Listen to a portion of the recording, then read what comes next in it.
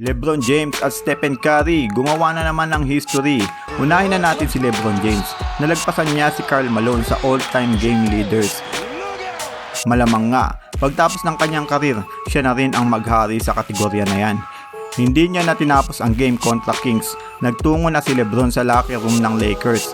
4 minutes left in the ball game. Base sa interview sa kanya, iniinda pa rin niya ang kanyang injury. Namamaga pa nga rin daw ang kanyang ankle. Pero alam naman natin bakit siya nag-exit. Bulok yung mga kampe. Solid pa nga rin ang stats ni LeBron sa kabila ng pagkatalo. Scoring 31 points, 13 assists, 10-16 field goal, shooting 62%. Sunod na makakalaban ng Lakers ang Milwaukee Bucks. Jordan Poole, muntik na nga ring makagawa ng history matapos ang play na to. Right there on the challenge. There's Jordan Poole. Everybody wants him to shoot it. Kung sakali, siya ang kauna-unahang player sa NBA history na mag-shoot ng nakaupo. Nagtala si Poole ng 29 points, shooting 9 out of 16.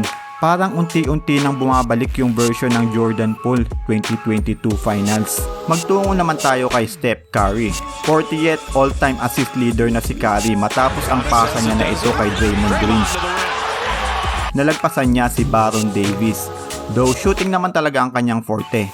First quarter pa nga lang, umiscore na ang Golden State Warriors ng 40 points. Steph Curry, 4 out of 4 field goals sa 3 points. May gold celebration pa, which is champion nga rin siya sa sports na yan. Inuwi niya ang kampyonato sa golf matapos niyang talunin ang mga professional golf player sa ginanap na American Century Championship. Ibang klase talaga tong si Curry. Bago mag-umpisa ang game laban sa Bucks, nagbigay sila ng papugay sa ex-GM ng GS na si Bob Myers. Napaiyak na nga lang sa tribute ang dating GM. Solid GM nga to si Bob.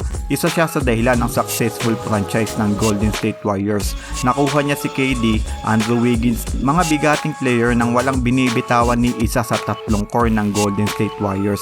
Ayan nga si Draymond, Klay at Curry. 2 beses siyang nanalo bilang Executive of the Year.